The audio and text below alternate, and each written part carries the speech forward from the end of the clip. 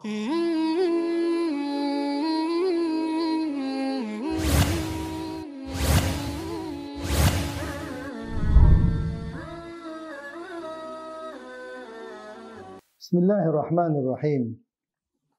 Alhamdulillahi Rabbil Alamin.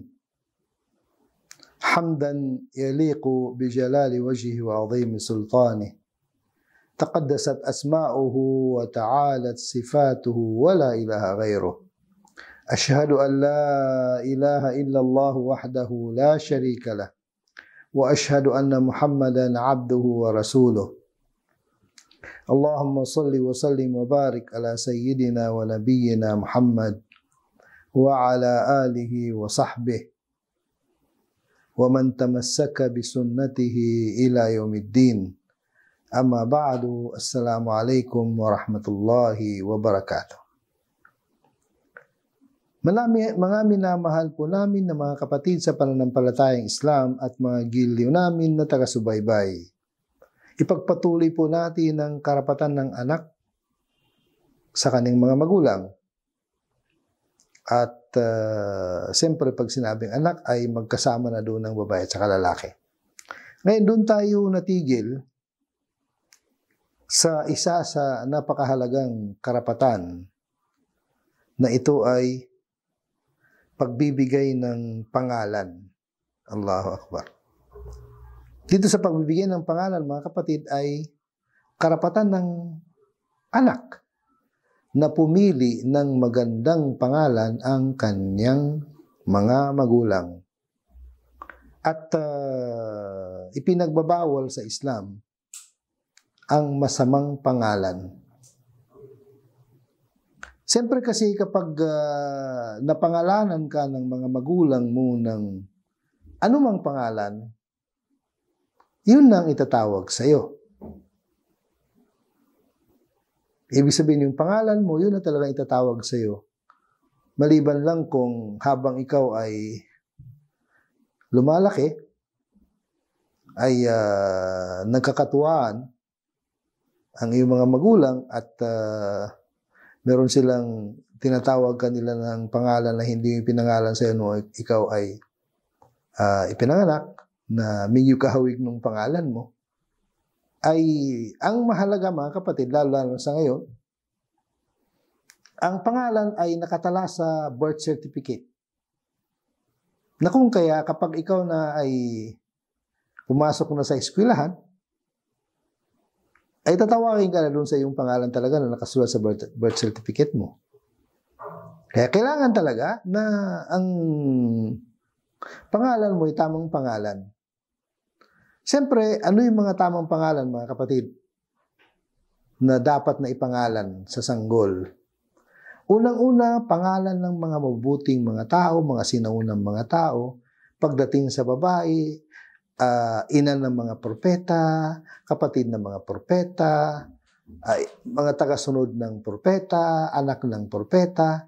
Ibig sabihin yun yung mga isa sa mga sinaunang pangalan. At mismo yung pangalan ng mga propeta, siyempre. Kaya,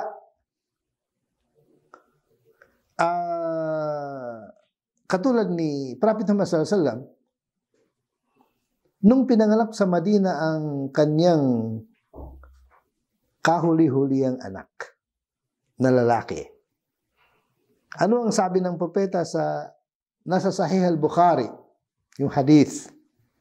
Sabi niya, "Ulida liya laylata ibnun sammaytuhu ala ismi abi Ibrahim." Sabi niya, nagkaroon ako ng anak, sabi ng anak ang isa sa kanyang mga asawa. Ito'y si Maria al-Qibtiyya, yun ang nanay ng bata. Kagabi. At pinangalanan ko, sabi niya, ng kapangalan ng aking ama na si Ibrahim a.s. Tinutukoy niya si Ibrahim na propeta s.a.w. Kaya halimbawa lang sa pagpili ng pangalan na nabanggit din sa banal na Quran kung paano pinili ng asawa ni Imran na nabanggit sa Surat Al-Imran sura na nakapangalan sa pamilya ni Imran, na si Imran ay siya ay ama ni Maryam alayhas salam. At anong sabi nung kanyang ina? Wa inni sammaytuha Maryam. Sabi niya, O Allah, pinangalanan ko ang aking anak ng Maryam.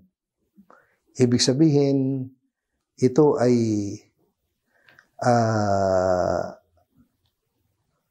isang sanggol na batang babae na nanggaling sa lahi ng mga propeta. Nanggaling sa lahi ng mga propeta. At ito nga, si Maryam na anak ni Imran, ang kanyang ama si Imran, na kung saan si Maryam pinangalanan ng kanyang ina na Maryam. At sabi niya, inni u'idhuha bika wa dhurriyyataha minasyaitanir rajim. O Allah, inilalayo ko, hinihiling ko ang proteksyon mo sa kanya, ganun din ang kanyang magiging pamilya, magiging mga anak mula kay syaitan na isinusumpa. Kaya, ganun ang pagpili ng pangalan. Nabigay tayo ng dalawang halimbawa, pagpili ni Prophet Muhammad SAW ng kanyang pangalan ng kanyang anak na si Ibrahim, na ipinangalan sa pangalan ng ama ng mga propeta na si Ibrahim, at si Maryam ay pinili ng kanyang ina na pangalan ang Maryam. Allahu Akbar. Ibig sabihin, yun yung mga magandang pangalan sa babae at sa lalaki. At ang masamang pangalan ay lahat ng pangalan na masamang kanyang kahulugan. Lahat ng pangalan, halimbawa, pangalan ng kahit hindi masamang kahulugan, kung mababa sa tao na pangalan, yung pangalan ng hayop, ay hindi rin basta-basta ipapangalan sa tao. Maliban lang kung yung mga hayop na mahalaga sa tao. Okay. At bawal din ang pangalan kung lalaki, bawal din pangalanan ng pangalan ng babae. Ganoon din, bawal din pangalanan ng pangalan ng lalaki ang isang babae. Allahu Akbar. Kaya kailangan talaga yung saktong pagpili ng pangalan. Okay, yun yung pagpili ng pangalan na kung saan isa sa mahalaga na karapatan ng anak, babae mga lalaki, na pipili ang kanyang mga magulang ng magandang pangalan. At minsan nga, naging kinaugalian ng mga Muslim, bago pa ipanganak ang kanilang anak, ay nakahanda na yung kanyang pangalan. Kapag lalaki, ganito ang kanyang pangalan. Kapag babae, ganito ang kanyang pangalan. Allahu Akbar. Ganun siya kahalaga, mga kapatid. Kaya, isa yun sa karapatan nung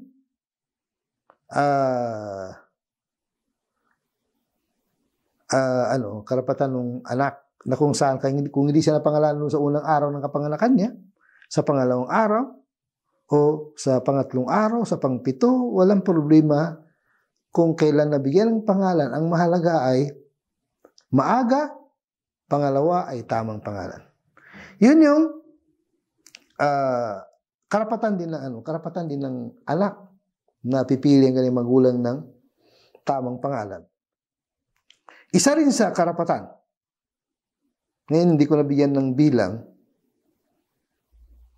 isa rin sa karapatan na tungkulin ng magulang na gawin sa kanilang mga anak hanggat maaari, yung tinatawag na akika.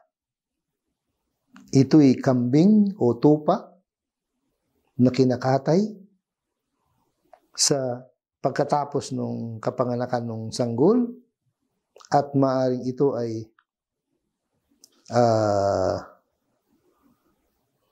ibig sabihin sa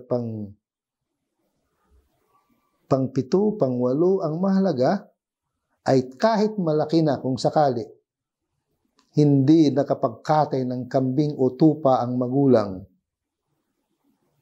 sa pangpito, pangwalo, pangsiyam, pangsampu, ay kahit pang ilang araw na, kahit pang ilang buwan na, kahit isang taon na, ay pwede pa rin magkatay ng kambing bilang akika ang mga magulang. Ang akika, mga kapatid, na kadalasan ay kinakatay sa pangpitong araw. Ito ay 2 kambing kapag lalaki, 1 kambing kapag babae. At Patungkol dun sa pagbigay ng pangalan, balikan natin ng konti lang, ay sa pang-7 araw ang pinakasunna. Yung sabihin ng pinakasunna, pero kung sakaling bago 7 araw, yung katulad sinasabi ko, hindi pa nga pinanganak ng iba, may pangalan na, walang problema. Ang mahalaga ay tamang pangalan. Ngayon, yung akika na yun na ito ay kambing na kinakatay, pagkapanganak ng sanggol, dun sa pang-7 araw o pang-8, pang-9 o pang-ilan, ay kahit madelay, walang problema. Karapatan yun. Kaya kung isa-isay natin yung mga karapatan na yun, nag-umpisa tayo sa pagpili ng ina, pagkatapos dun sa pakipagtalik ay magbibigas ng bismillah, kahit bismillah man lang mabigas ng lalaki. Pagkatapos kapag nagkaroon sila ng anak, ay magpasalamat sila sa Allah subhanahu wa ta'ala dahil malaking biyaya ang sanggol. Pagkatapos nun ay pagkatapos nung kapanganakan na yun ay yung mga sunna na gagawin katulad nung pagbigkas ng pagtawag ng adan dun sa tainga na kanan ng sanggol. Pagkatapos sabi ng iba ay kama sa kaliwang tainga. Pagkatapos nun ay panalangin. Yung panalangin na yun, nandun na rin yung pasasalamat, nandun na rin yung panalangin dun sa bata na katulad ng nangyari na katulad si Prophet Muhammad sallallahu alaihi wasallam, nanalangin ng kanyang lolo, tapos pinangalanan niya, nanalangin doon sa tabi ng Kaaba, pagkatapos unang-unang pinanganak sa Madina, ay si Abdullah na anak ni Zubair, Abdullah ibn Zubair, unang-unang pinanganak sa Madina, na si Abdullah ibn Zubair ay siya ay pamangkin ni Prophet Muhammad sallallahu alaihi wasallam dahil anak ni Az-Zubair, anak ni Zubair, na si Zubair ay pinsan buo ng Propeta sallallahu alaihi wasallam, si Az-Zubair ibn al-Awwam, ng kanyang nanay si Asma, na anak ni Abu Bakar radhiyallahu an, na ibig sabihin pamangkin ni Aisha, na si Aisha na asawa ng Propeta sallallahu alaihi wasallam dahil si Aisha anak ni Abu Bakar, kapatid ni Asma.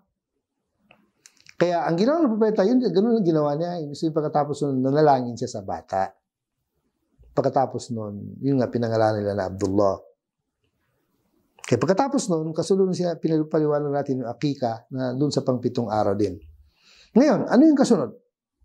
Kasunod nun, ano ko lang, kung baka summarize ko lang dun sa unang napag-usapan natin. Kasunod yung pagtuli.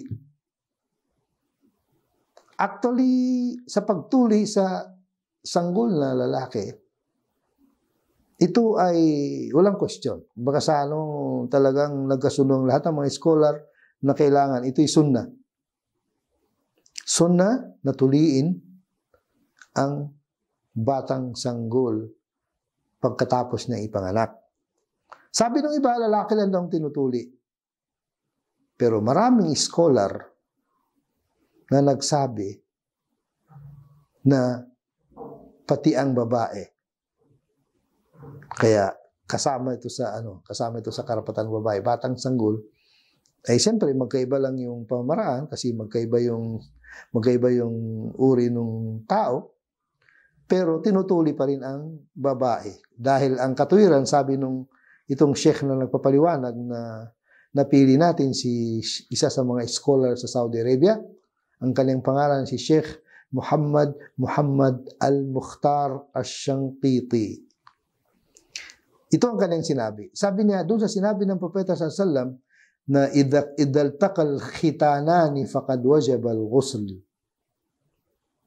Kapag nagkatagpo yung dalawang tinuli, sabihin lalaki at saka babae, tinawag na yung dalawa na natuli. Sabi niya, yung halis na yun ay nangangahulugan na ang babae ay tinutuli rin.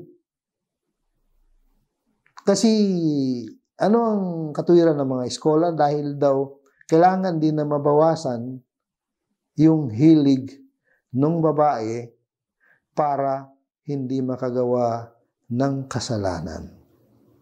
Allahu Akbar. Para hindi makagawa ng mahalin na kasalanan. Yan ang dahilan kaya kailangan tuliin. Yun ang sabi ni Sheikh Muhammad Al-Mukhtar Ash-Shanqiti, ay ganun din sa babae. At yun lang isa sa pinaka, sabi niya, inna hada yukhaffifu min hiddati syahwa min al-mar'a. Yun ang sabi daw ng mga scholar, sabi ni Sheikh Muhammad Shankiti. Sabi niya, mababawasan yung init nung pagnanasa nung babae kapag siya ay natuli. Allahu Akbar. Ano ang kaparanan yan? Alam na ng mga ina, alam na ng mga doktor, ng mga kabaihan, kung paano yun isinasagawa. Ang mahalaga, ito yung mahalaga din na karapatan ng babae. Ibig sabihin, kung sakaling naging binaliwala ng mga magulang ang bagay na ito at naligaw si babae, ay mananagot ang mga magulang. Kaya mahalaga mga kapatid, ang mahalaga dito ay napag-usapan natin, ito yung mga ginagawa dun sa sanggol. Dito yung ginagawa dun sa sanggol sa unang mga araw pala ng kanilang kapanganakan, sa unang buwan.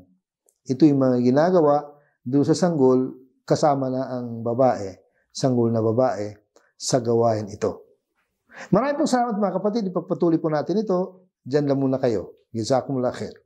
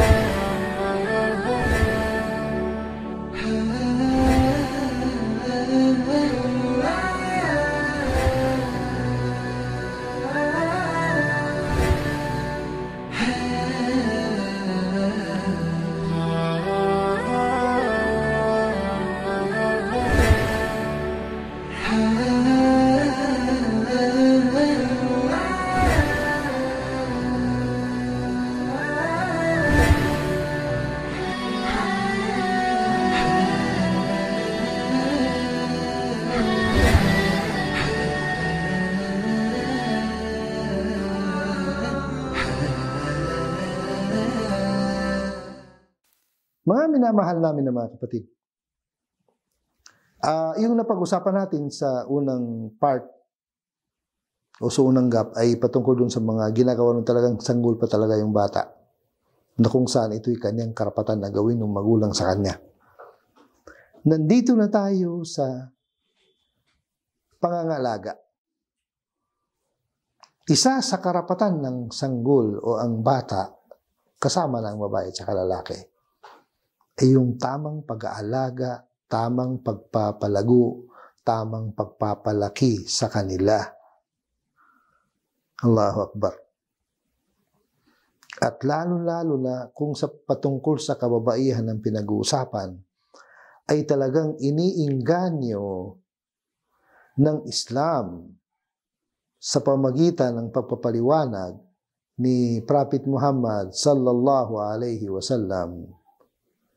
Iniinganyo niya ang mga Muslim, mga mananampalataya, na pagbutihin ng pangalaga ng kanilang mga sanggol, lalo-lalo doon ng babae, o sanggol na babae. Ito ang sinabi ng propeta patungkol sa sanggol na babae, batang babae. Sabi ng propeta sallallahu alaihi wasallam sa authentic na hadith, man ibtuliya bi shay'in min hadhihi al-banat farabbahunna فأحسن تربيتهن وأدبهن فأحسن تأديبهن إلا كن له سترا أو حجابا من النار. Sabi na, ang sino mang sinubok, tingnan yung ginamit ng Propeta sallallahu alaihi wasallam, sinubok. Ibig sabihin, itong tungkulin na ito'y pagsubok na kung sakaling hindi nagampanan ay malaking kasalanan. Tungkulin ng mga magulang at karapatan ng mga anak.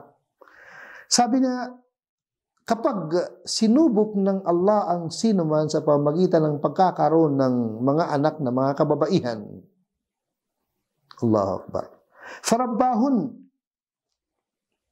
at inalagaan niya sila, fa-ahsana tarbiyatahun, pinagbuti niya ang kanyang pangangalaga sa kanila, wa addabahun, Itinuwid niya ang kanilang pag-uugali, paahsana ta'dibahun. Pinagbuti niya ang pagtuturo ng magandang asal, pag-uugali sa kanila, dun sa mga anak na babae. Illa kunna lahu sitran aw hijaban minan nar. Siya ang magiging harang. Magiging balakid sa kanya mula sa impyerno. Ibig sabihin, maharangan siya na mula sa impyerno, ibig sabihin, hindi siya makakapasok ng impyerno. Yun ang ibig sabihin. Kaya, magpasalamat tayo. Tayo na nagkaroon ng mga anak na mga kabaihan at naalagaan natin sila na mabuti at sila naging mabuti bilang babae. Sila ay nagiging kapaki-pakinabang sa lipunan at higit sa lahat, sila ay naging mabuting ina sa kanilang mga anak at naging mabuti silang tao. Sila ang harang natin para ilayo tayo sa impyernong apoy. Kaya ganung kahalaga yung tungkulin na ito ng mga magulang na kung saan ito ay karapatan ng mga anak at lalo-lalo yung pinapaliwanag natin, mga sanggol ng mga kababaihan. Subalit hindi nangangahulugan na babae lang ang higit. Pareho. Kaya lang kasi bakit sa pagpapaliwanag ni Prophet Muhammad sallallahu alaihi wasallam ay binigyan niya ng munting pagpapahalaga ang babae dahil gusto niyang baguhin yung pananaw ng mga mangmang nung panahon ng kamangmangan at hanggang ngayon ay meron pa rin. Gusto niyang baguhin yung pananaw na mababa ang tingin ng mga tao sa mga sanggol na mga kabaihan. Kumbaga sa mas mataas ang tingin nila sa mga kalakihan. Kaya nga, binigyan yun ang dahilan kung bakit si Prophet Muhammad sallallahu alaihi wasallam ay ibinukod niya ang mga kabaihan sa kahalagaan na ito upang maintindihan natin kung gaano kahalaga ang mga kababaihan na hindi sila ay ibig sabihin mababa o hindi sila ibig sabihin lihis o mas mababa kaysa mga kalalakihan. Pantay sila. Kaya yun ang dahilan, sabi ng mga scholar, kung bakit nadiinan ang mga kabaihan dito ay dahil sa para itaas ang mga kabaihan sa paningin ng mga hindi nakakaunawa na ang mga anak ng mga kabaihan ay katulad din mismo ng mga kalalakihan. Katulad sinabi natin, magkaiba lang yung babae sa lalaki na kung kaya iba yung kanilang kahalagahan, iba yung kanilang tungkulin, iba yung kanilang misyon. Meron lang common na misyon pero maraming mga mahalagang bagay na katulad ng pag-aalaga ng sanggol na karapatan ng mga anak ay obligasyon, misyon, trabaho, tungkulin ng mga ina o ng mga kababaihan. Allahu Akbar. Kaya yun ang dahilan, mga kapatid. Bukod doon, isa sa dahilan din na mahalagang dahilan, sino bang unang-unang inaatangan ng kanilang mga balikat ng tungkulin na ito? Kumbaga, sino ang unang-unang itinala sa kanila ang tungkulin na ito? Siyempre, ang tagapag-alaga ng sanggol ay babae. Kaya una rin na dapat naalagaan ng mabuti ang anak na babae dahil siya kapag siya malaki na at magkaroon na siya ng sariling pamilya ay mag-alaga rin siya ng sanggol. Kaya natural mga kapatid, natural. Kung minabuti ng ina ang pag-aalaga ng kanyang mga anak na mga kabaihan, kapag sila naging ina, ay mabuti rin sila na tagapangalaga ng kanilang mga sanggol. Yun ang totoo mga kapatid. Kaya nung dahilan kung bakit ibinukod tangi ng propeta ang kahalagaan ng pag-aalaga sa mga sanggol na mga kabaihan dahil kanilang tungkulin ay tagapangalaga rin kapag sila ay umabot na sa ganung katayuan na mga ngalaga na sila ng kanilang mga sanggol. Allahu Akbar. Kaya ganun din. Ibig sabihin, Siyempre, sila ang tagapangalaga. Mga ina ang tagapag-alaga ng mga sanggol. Na kung kaya, katulad sinabi natin, kailangan pagbutihin ang pag-alaga sa kanila dahil sila ang unang eskwelahan, unang tagaturo ng kanilang mga anak.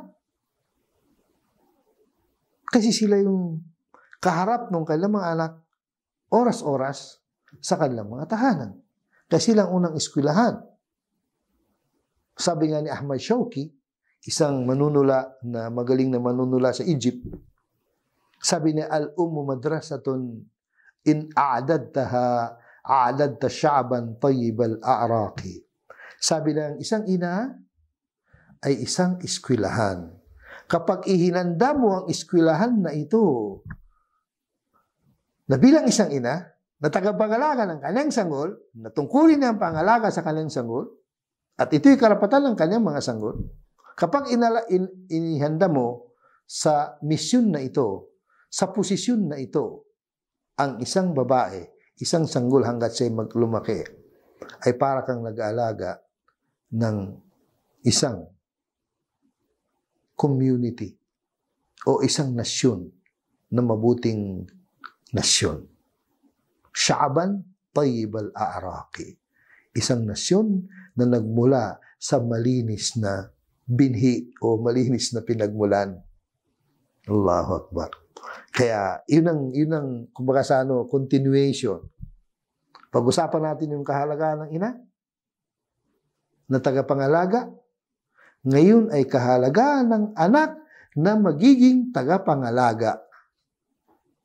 Yung anak na babae na magiging tagapangalaga ng kanyang sanggol, yun naman ay pinapaliwanag natin ngayon kung ano ang kanilang karapatan. Pero hindi na, katulad sinasabi natin, hindi nangangahulugan na babae lang.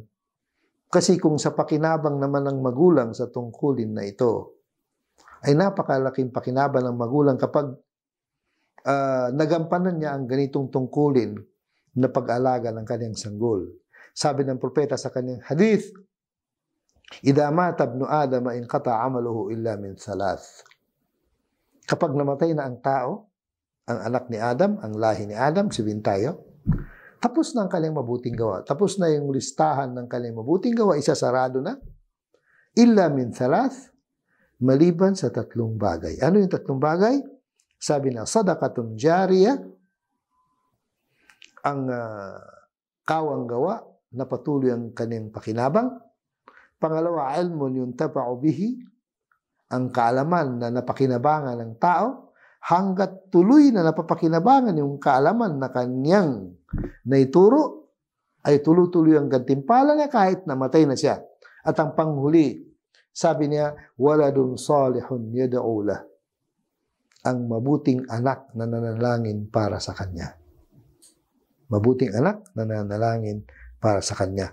Kaya, ibig sabihin, kapag ang magulang ay nagawa niya ang kanyang tungkulin na ito, ang kanyang karapatan na ito, kanyang tungkulin at karapatan na ito ng kanyang anak, kapag nagawa niya, ibig sabihin nun, ay nag-iwan siya kapag siya ay nawala o kapag siya ay namatay, nag-iwan siya ng tagapangalaga sa kanya kapag siya tumanda, at isang napakalaking biyaya kapag siya ay namatay.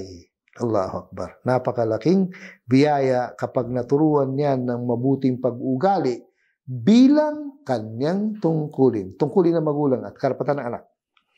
At kasama doon ng mga kabaihan, ang pag-aalaga ng kanilang sanggol at pagbibigay ng tamang katuruan, pagtutuwid ng kanilang pag-uugali. Kapag nangyari ito, ito'y mapapakinabangan ng mga magulang. Kapag siya tumanda na, lalo-lalo na kapag siya ay namatay na. Lalabas yung sabihin pangangalaga na ito, kapag siya ay namatay na, ay makakamtan niya yung mahalagang bagay na ito na bunga ng kanyang tungkulin na ginampanan sa pangangalaga, pagtuturo, pagtutuwid ng kanyang mga anak. Kasama na doon ang napakahalagang pag pinag-usapan natin, ito'y anak na babae. Samantalang kapag ito'y hindi nangyari, ay magiging malagim na sakuna sa mga magulang mula dito sa daigdig hanggang sa kabilang buhay. Ibig sabihin, kapag hindi naalagaan, hindi nagampanan ng mga magulang ang kanilang tungkulin na ito na karapatan ng kanilang mga anak, at lumaki ng hindi mabuti ang kanilang mga anak, dito pa lang sa mundo, ay malalasap na nila ang matinding resulta, matinding bunga ng kanilang pagkakamali na hindi nalagampanan ng kanilang tungkulin sa kanilang mga anak.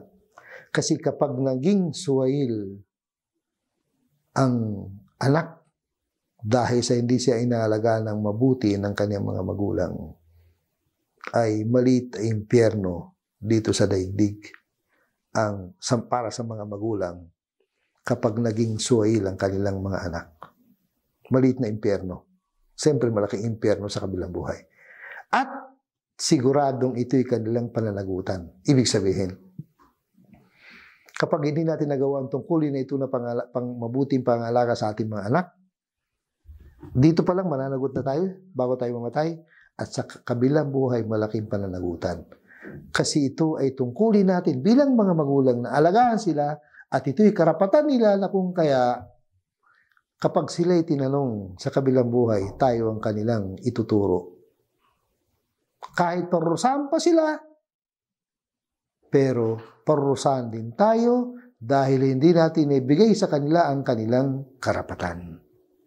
Kaya ito'y napakahalaga mga kapatid, na para hindi tayo mapariwara, para hindi tayo mapahamak dito sa daigdig, ay kailangan gampanan natin ang tungkulin na ito, na karapatan ng ating mga anak na sila'y aalagaan sa pinakatamang pag-aalaga, at tayo ay dapat na magsakripisyo. Unang-una, katulad sinabi natin sa umpisa pa lang, ito'y biyaya. At dahil sa ito'y tinanggap natin bilang malaking biyaya ng Allah subhanahu wa ta'ala, kailangan gampanan natin ang ating tungkulin sa kanila, alang-alang sa Allah subhanahu wa ta'ala dahil ito'y kanyang pinag-utos. At tiyak, tayo gagabayan ng Allah subhanahu wa ta'ala, tiyak ay tayo magtatagumpay at sigurado na malasap natin ang gantimpala dito pa lamang sa daigdig bago ang kabilang buhay. Kaya ito'y napakahalaga mga kapatid na tungkulin na gampanan natin ang tamang pangangalaga sa ating mga sanggol, lalo-lalo na mga kabaihan. Bakit mga kabaihan na ulit? Kasi yun ang paksa natin. Kasi ang mga kabaihan, kapag naligaw, ay mas matindi ang kapinsalaan na kanilang idinudulot. Allah, mas malaki ang kapinsalaan na idudulot ng mga kabaihan kapag sila naligaw. Kaya talagang kailangan gampanan natin ang tungkulin na ito, na ito'y kanilang karapatan sa atin. Maraming pong salamat mga kapatid. Pagpatuloy pa po natin sa sunod na pagpaliwanag natin. Jazakumullah khair. Assalamualaikum warahmatullahi wabarakatuh.